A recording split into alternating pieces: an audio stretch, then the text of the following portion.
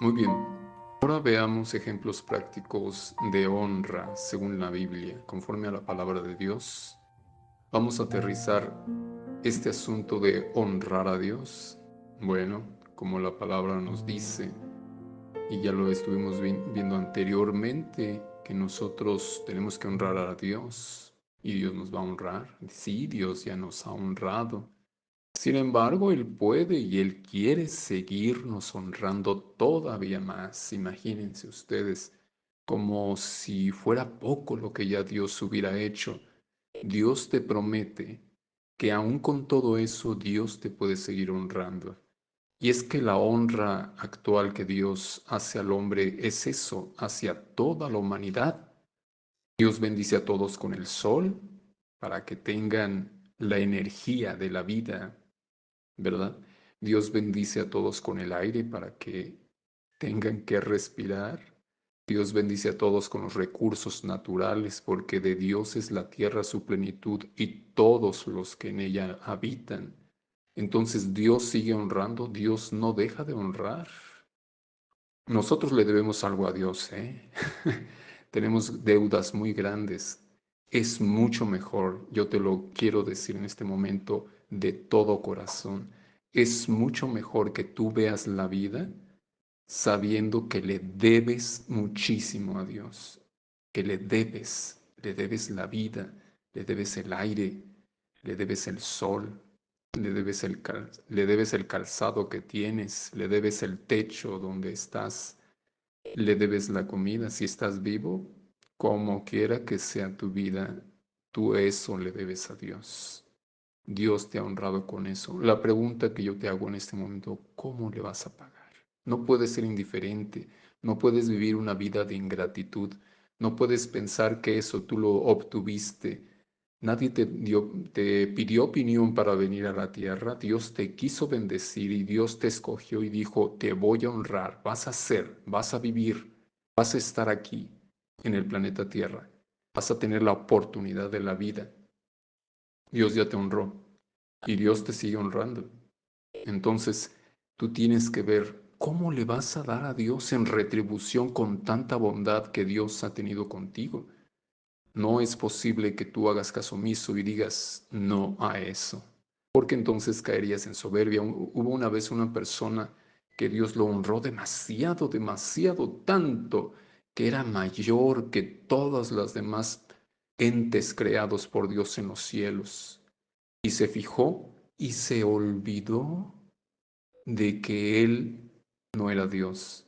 Se olvidó de que esa gloria y esa honra que tenía la había recibido de Dios. ¿Y sabes qué hizo?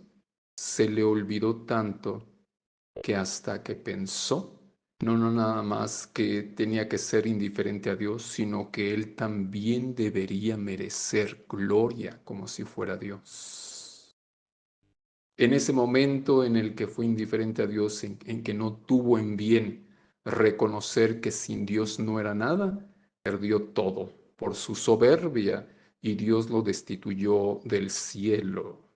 La historia lo dice en Ezequiel claramente de quién nos estamos refiriendo. Por supuesto, es el enemigo de los hombres, porque Dios no tiene ningún enemigo.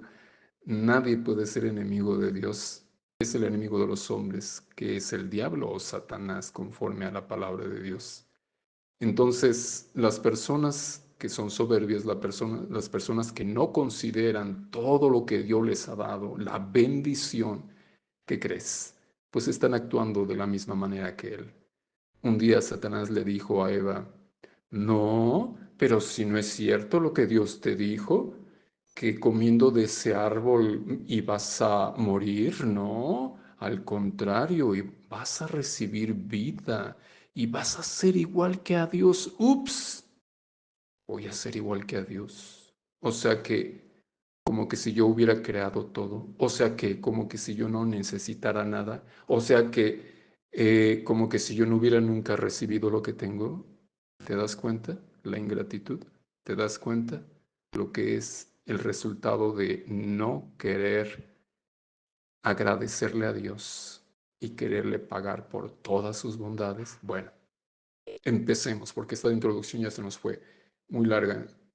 El primer verso que vamos a ver es Proverbios 3:9, que dice: honra al Señor con tus bienes y con las primicias de todos tus frutos. Punto número uno. ¿Cómo puedes honrar a Dios? Con tus bienes. ¿Cuáles son tus bienes? Todos tus bienes. ¿Qué son bienes? Eso, bienes.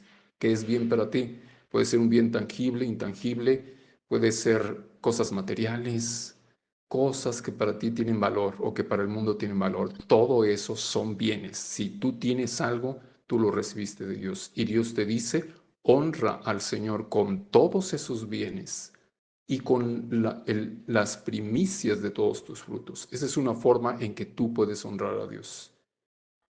El siguiente es Salmo 50:15: e invócame en el día de la angustia y te libraré y tú me honrarás. Es decir, si tú invocas a Dios cuando tienes problemas, estás en angustia, tú estás honrando a Dios. Porque muchos que buscan la ayuda en múltiples caminos, múltiples formas, se van por cosas que no deberían de irse. Pero cuando tú estás en serios problemas, si tú te inclinas y tú buscas a Dios, invocas a Dios, también estás honrando a Dios, porque estás reconociendo que de Dios tú recibes la bendición, la salvación. De Dios recibes lo que necesitas para salir adelante en tus problemas. Tú le estás honrando. Juan 12:26: si alguno me sirve, que me siga, y donde yo estoy, allí también estará mi servidor. Si alguno me sirve, el Padre lo honrará. Otra forma de honrar a Dios: ve y sírvele, ve y síguele. Este es un tema muy amplio, por supuesto, pero los que leen la Biblia saben a lo que me estoy refiriendo. Ve y sirve a Dios. Primera de Corintios 6:18 al 20: huyan de la fornicación. Todos los demás pecados que un hombre comete están fuera del cuerpo, pero el fornicario peca contra su propio cuerpo. ¿O no saben que su cuerpo es templo del Espíritu Santo que está en ustedes, el cual tienen de Dios y que no es de ustedes? Pues por precio han sido comprados. Por tanto, glorifiquen a Dios en su cuerpo y en su espíritu, los cuales son de Dios. Otra forma en que puedes honrar a Dios es: no cometas fornicación. Todo eso es deshonra. Deshonras tu cuerpo, deshonras tu familia, deshonras muchas cosas y también deshonras a Dios. Último, Salmo 50:23: el que sacrifica alabanza me honrará, y al que ordenare su camino le mostraré la salvación de Dios. Aquí vemos que una forma pues muy clásica que se conoce de honrar a Dios es con nuestra alabanza, con fruto de nuestros labios, sacrificio de alabanza a Dios. Y esta alabanza, por supuesto, tiene que venir en cualquier momento. Pues bueno, nosotros ya vimos cuáles son unos casos prácticos en cómo nosotros podemos honrar a Dios.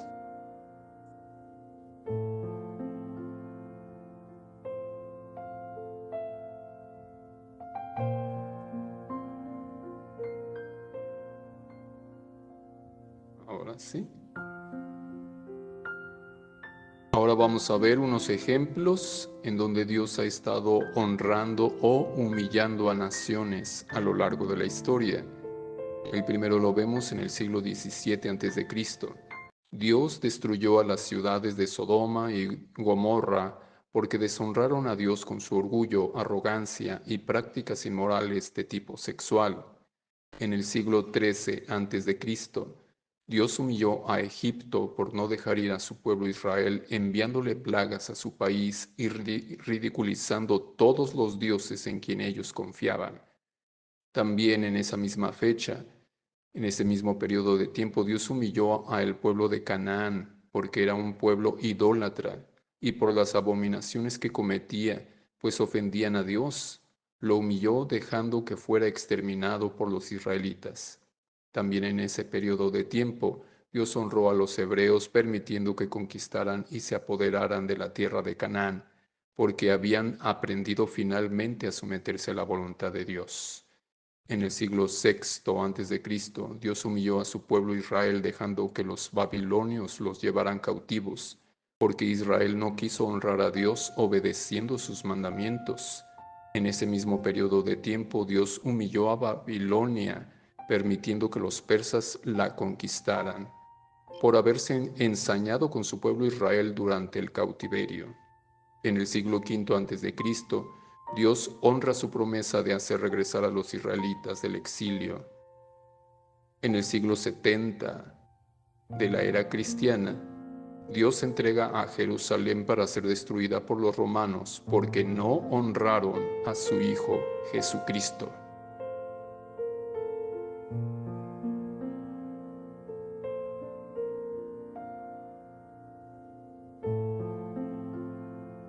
Aquí estoy luchando con Ahora vamos a tiempos un poco más modernos, a partir del siglo XVI hasta la actualidad.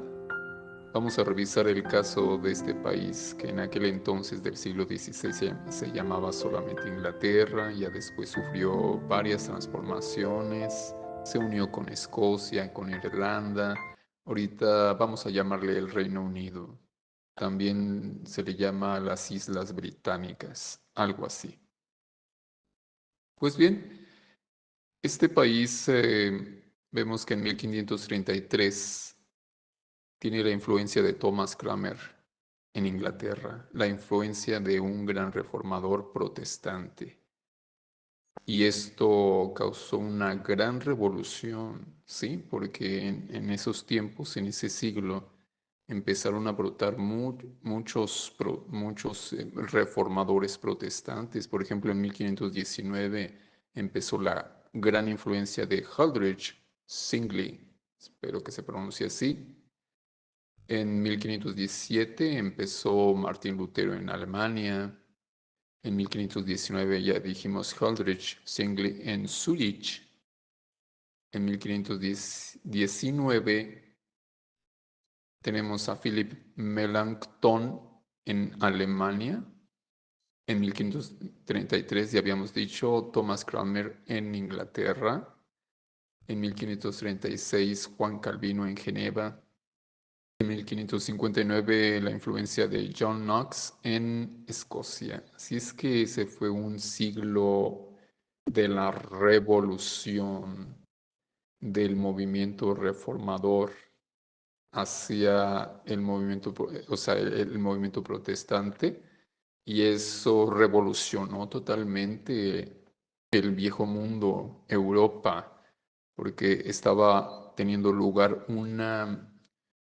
un renacimiento, un avivamiento, un movimiento poderoso de Dios para buscar al Dios verdadero de la Biblia, etcétera. Cosas tremendas. Entonces, en 1533, específicamente en Inglaterra, Thomas Cranmer empieza a tener una gran influencia. Y vemos también que en el año 1588, fíjense, un poquito después de que empieza toda esta grande revolución del movimiento protestante hacia la verdad bíblica, abrazar la verdad tal como está escrita en la Biblia, no como los movimientos tradicionales lo describían o lo pedían, ¿verdad? Entonces, aquí vemos que en el año 1588 la Armada Española es derrotada. Inglaterra se convierte en un poder naval que creció significantemente, exactamente durante este movimiento reformador poderoso, durante este movimiento por parte de varios influencers del protestantismo en Inglaterra. Aquí vemos una ley de causa y efecto, cómo Dios empieza a honrar este país, porque empieza a honrar su palabra divina. En 1648, pocos años después, unos 50 años más o menos, Inglaterra emerge como un poder marítimo y militar significante en el mundo. Sin embargo, en 1607 también podemos ver que Inglaterra coloniza Norteamérica. Muy interesante. Bueno, seguimos con Inglaterra, después vemos Norteamérica. 1738 empieza la influencia de Juan Wesley en Inglaterra, un gran reformador que empezó ya en el siglo XVIII. Y vemos en 1763 cómo Gran Bretaña o Bretaña emerge como un poder líder colonial en el mundo. Después de la influencia de Juan Wesley, que también es un gran reformador, que hizo una revolución en Inglaterra, en Europa, fundando el movimiento metodista cristiano en 1738, pues en 1763 ya otra vez Dios vuelve a honrar a Gran Bretaña y se convierte en un poder colonial líder en el mundo. En 1795 se funda la Sociedad Misionera de Londres en Gran Bretaña y en 1815, un poco después de eso, Bretaña entra en un periodo en el que se convierte en un poder colonial, económico y naval, el mejor del mundo. Dios sigue honrando a este país porque se convierte este país en una potencia misionera. Envió misioneros por aquí, por allá, en diferentes partes de Europa, en Estados Unidos, en África, en Asia, se convierte en la primer potencia. O sea, quisiera que checaras este dato. El primer país de ser una potencia misionera del Evangelio de Jesucristo. En 1795 ya habían fundado una sociedad misionera en Londres. En 1815 ya eran un poder mundial, económico, colonial y naval. Dios honró tremendamente a esta nación, si estás de acuerdo conmigo.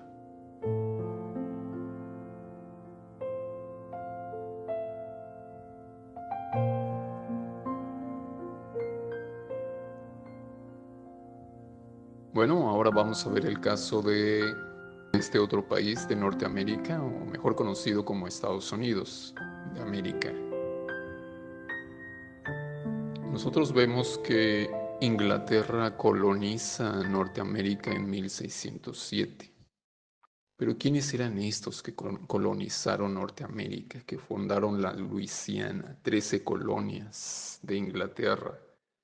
En su mayoría, por supuesto no eran todos, pero la gran mayoría eran cristianos que estaban huyendo de Inglaterra porque tenían un movimiento reformador en Inglaterra y ellos eran puritanos, ellos no estaban de acuerdo con la corona inglesa porque la corona inglesa empezó a hacer una mezcla de creencias protestantes con la tradición religiosa que estaba viviendo en aquel entonces Inglaterra.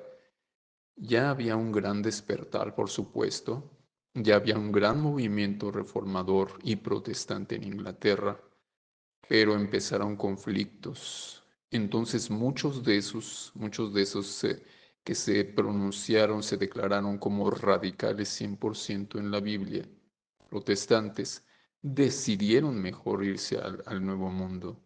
Y así es como la gran mayoría de ellos son los que fundan las colonias en Norteamérica. Bueno, esto fue en 1607. En 1776, pues Norteamérica se independiza de Gran Bretaña. Se independiza por muchas razones. Una de esas razones es porque la corona inglesa les estaba imponiendo unas cuotas, unos tributos muy altos y cada vez fueron empeorando hasta que ellos dijeron, no, basta, ya, ya, mejor nos independizamos. y se formó la nación de los Estados Unidos de Norteamérica en 1776. Bueno, pero como la gran mayoría de los que formaban parte de esta nación eran cristianos puritanos, generaciones de cristianos puritanos que habían venido desde Inglaterra o desde Gran Bretaña, pues desde que ellos empezaron a formar su constitución, siempre la basaron en la Biblia, la basaron en el conocimiento de la Biblia. Para ellos en aquel entonces era obligatorio ser cristiano. O sea, era, estaba impuesto que para este país era su religión oficial, por supuesto, el ser cristiano del corte protestante en aquellos tiempos. Y empezaron, poco tiempo después, empezaron ellos un fuerte movimiento misionero a todo el mundo. Misioneros de Estados Unidos empezaron a salir hacia Asia, hacia África, hacia todo Latinoamérica. En 1776, que fue la independencia de Estados Unidos, después empezaron con un fuerte movimiento misionero. Y en 1945, en la Segunda Guerra Mundial, cuando oficialmente terminó, Estados Unidos era ya la gran potencia mundial. Estados Unidos, con su intervención en la Segunda Guerra Mundial, se dejó ver su potencia militar. Y esto hizo que Estados Unidos se elevara políticamente, económicamente, militarmente. Y la parte de la parte del área misionera no se dejó, sino que Estados Unidos siempre continuó propagando la palabra de Dios, tal y como está escrita en la Biblia, tal y como ellos lo entendieron y lo aprendieron desde las generaciones puritanas que vinieron desde Inglaterra, desde la Gran Bretaña. Entonces fue una nación que se fundó con fundamentos bíblicos. Todo esto hizo que Dios viera con buenos ojos esta nación porque vio que estaban honrando verdaderamente a Dios al apegarse a lo que estaba escrito en la Biblia. Bueno, en los 1970s, Estados Unidos empezó a proveer una ayuda económica sustancial a Israel. Y la palabra de Dios dice que benditos los que te bendijeren y malditos los que te maldijeren, refiriéndose a Israel.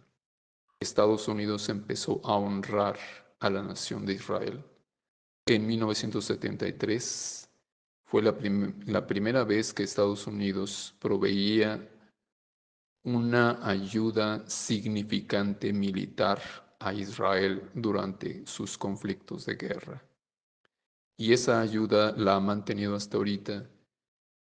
Todo esto ha sido honra a Dios. Nosotros no sabemos exactamente qué es lo que estaban pensando ellos al ayudar a Israel, pero yo sí te quiero decir que eso fue honra a Dios. Llevar el Evangelio a otras naciones es honrar a Dios. Predicar a Jesucristo es honrar a Dios. En la actualidad hay una muy grande población de cristianos, cristianos bíblicos, cristianos que siguen manteniendo su pureza de aquella fe puritana de Gran Bretaña que de los reformadores protestantes. Hay una muy grande población todavía en Estados Unidos, comparada con otros países. Entonces, ¿te das cuenta cómo de alguna forma Estados Unidos ha honrado? Claro que Estados Unidos es un país con muchas tendencias, muchas creencias, muchas ideologías actualmente y muchas cosas han pasado por supuesto, pero también estamos seguros que hay una grande población que todavía honra a Dios, sirve a Dios, clama a Dios, tiene fe en el Dios vivo y verdadero y en su Hijo Jesucristo. Todo esto ha hecho que Dios honre esa nación.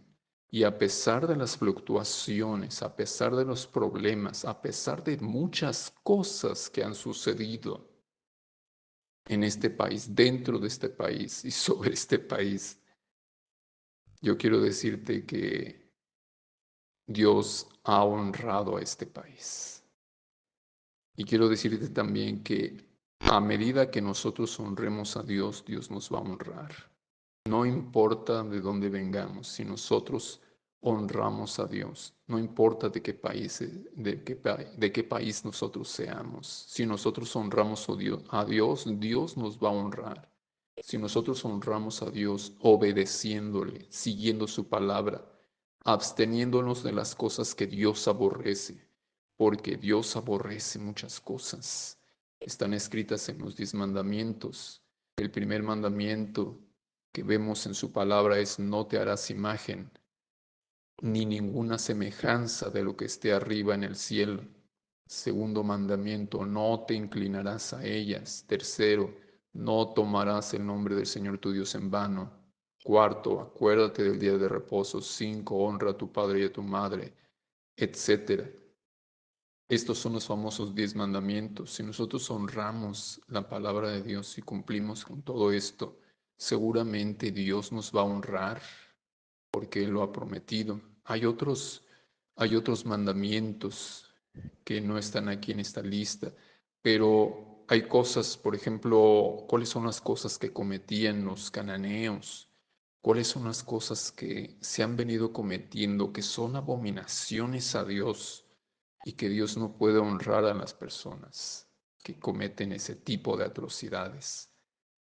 Quiero decirte que el único parámetro fiel en que nosotros podemos aprender a honrar a Dios es la Biblia misma. Ahí está escrita la voluntad de Dios, lo que Dios le gusta, lo que le desagrada. Ahí está escrito lo que es bueno y lo que es malo. Sin la Biblia no hay luz, no hay forma de entender la verdad de la vida, no hay forma de entender lo que es bueno ni lo que es malo, solamente la Biblia. Entonces, si nosotros nos apartamos de la palabra de Dios, vivimos en oscuridad, vivimos en ignorancia y no podremos de ninguna manera honrar a Dios. No importa que nosotros no sepamos esto que está escrito en la Biblia, de todos modos es una ley. Dios honra a los que le honran y humilla a los que lo tienen en poco. Si nuestra vida se aleja de la voluntad y del agrado de Dios, nosotros estaremos despreciando a Dios y no vamos a recibir honra. Pero si nosotros nos sujetamos a la voluntad de Dios y buscamos agradar a Dios, Dios nos va de cierto a honrar.